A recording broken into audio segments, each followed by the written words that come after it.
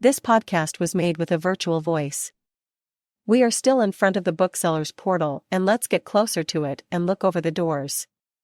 The figures are carved in two horizontal lines, with a triangle just above. This triangle is called the tympanum and represents a final judgment.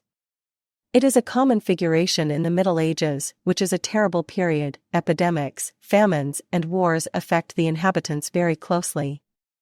Also, these inhabitants express their hope in another life by dreaming about the end of time and this last judgment.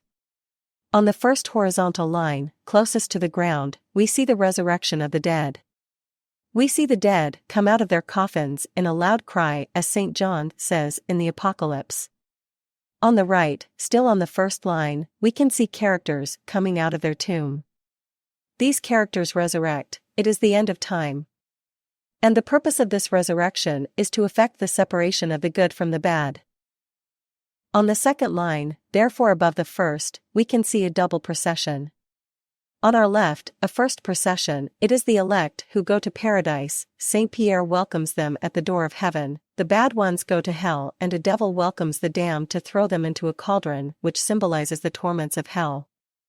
Normally above there should be Christ in majesty, that is to say Christ presiding over the last judgment, but this third part has never been sculpted.